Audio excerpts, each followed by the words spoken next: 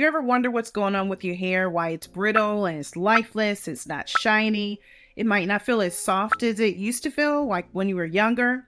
Well, today we're going to be talking about how you can actually keep your hair as strong as possible, how you can strengthen your hair. That's our topic today. This is Dr. Dwella Moton Nelson, your healthy scalp specialist.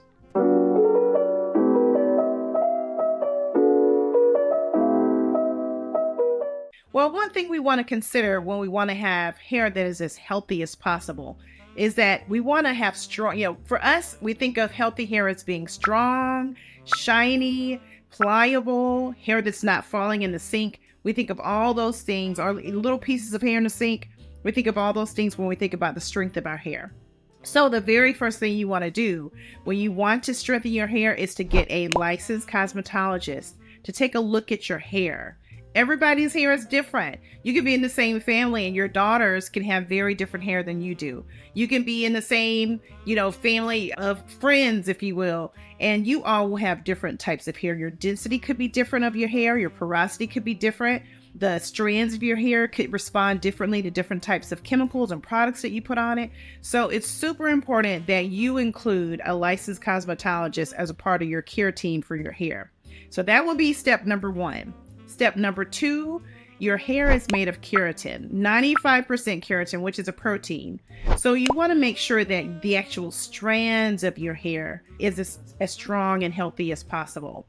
So one of the things you can do is to be careful about the shampoos that you use. There are lots of shampoos that really strip the oil from the hair and strip the nutrients from the strands of the hair. You want to make sure you're using the right shampoo for your hair type. Your cosmetologist, again, can help you with that. You don't want to use shampoos that are going to strip the moisture from your hair. They're going to cause your hair to be brittle and really compromise the strength of your hair. The other thing is you want to use a keratin conditioner. There are bunch of different great keratin conditioners that you can use. That keratin conditioner can really kind of fortify the strands of your hair to keep your hair as strong as possible. Remember how I'm always telling you to use a derma roller to grow your hair in if you have bald spots or your edges are thinning? This is our derma roller from Dr. Topic Oils. Click the link below and get it today. Start growing your hair back today.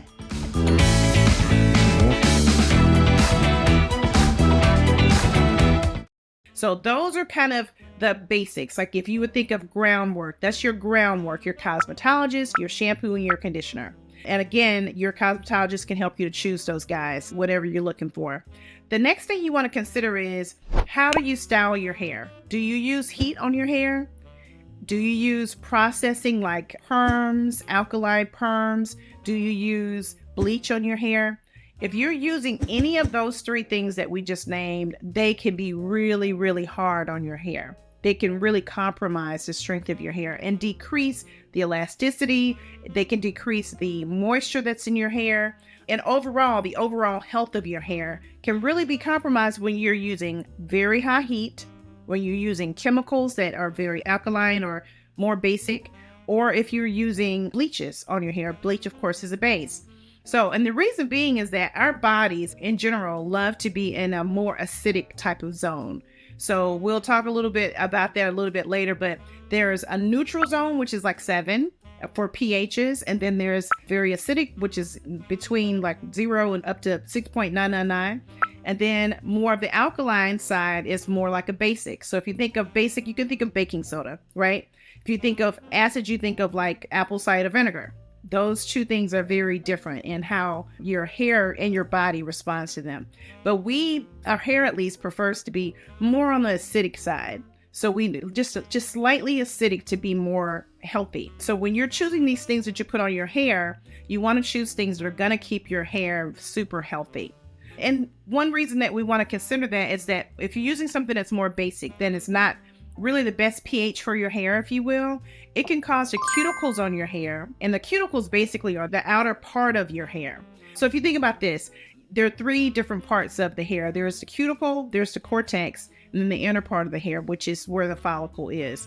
And so if you think about, if you eat a M&M candy, right, you have a candy coated shell, right? The outer part of it is what you would consider to be more like the cuticle. So the crunchy candy part that say melt in your mouth, not in your hand from M&M's, that part would be more of the cuticle if you think of how your hair is created or how it looks close up. So the cuticle of your hair is supposed to be, you can either have it to lie down or the cuticles can be pulled up or made to open up, if you will. So depending on whether you're using acidic or basic types of products, your cuticles can lie down. So one thing you want to consider if you're going to straighten your hair and you want it to be nice and shiny, you want to use products that are going to make your cuticles lie down. When they lie down, you get a shinier finish to your hair. If you want to open the cuticle up, you want to be able to open it and infuse moisture into that hair, into the hair strand. So there are different type of set of products that you use for that.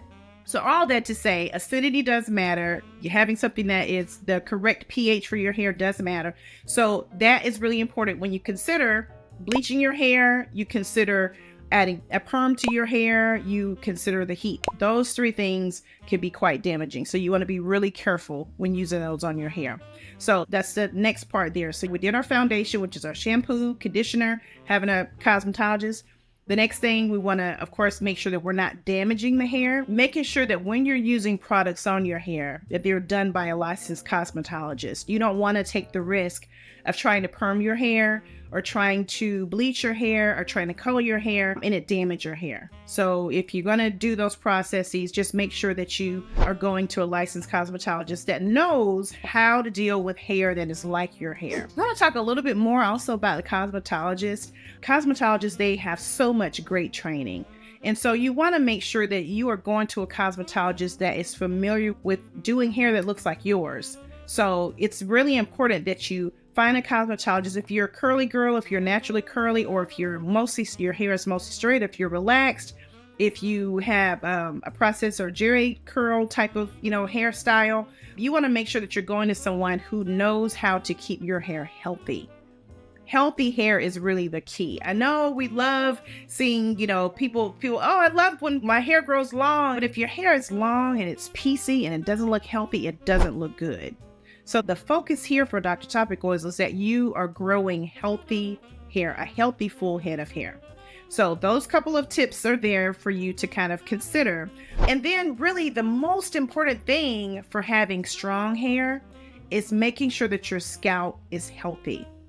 The way that your hair grows, it grows from the scalp. So it's important that the nutrients in your scalp are able to get into that hair and then grow into the hair, and then your hair will grow much longer. And then the growth cycle can be longer if your scalp is healthy. So generally your hair could stay on your head 5 to 6 years. It could stay on there, it can grow and grow and grow. But if your scalp is not healthy, some people are losing hair within a month or two. Which means if you're losing hair, that means that your scalp is going to look a lot more sparse. You're going to see a lot more balding. So you want to make sure that your scalp is as healthy as possible. So if you think of the people say, oh, the ends of your hair is the oldest part of your hair, which it is, because when you grow your hair out, the longer your hair get, the tips of your hair is the oldest. So your hair is actually dead. Your hair doesn't have any feelings. Your hair doesn't have any blood flow. So it's important that you add the nutrients that your hair needs. You add the moisture that it needs to keep it nice and healthy, because your nutrients comes from your scalp. What your scalp produces that hair and pushes it up out of the scalp, it has done its job. But if your scalp is not healthy, it's not going to be able to produce and continue to produce hair that's going to keep your whole head looking full and healthy and keep your hair flourishing. So that's important that you consider all those things when you're trying to keep your hair as healthy and strong as possible. Again, your question, how do I keep my hair as strong as possible? How can we strengthen our hair? I hope that answered your question. Thank you so much for spending time with us today. This is Dr. Dwella Moton Nelson, your healthy scalp specialist. Thanks.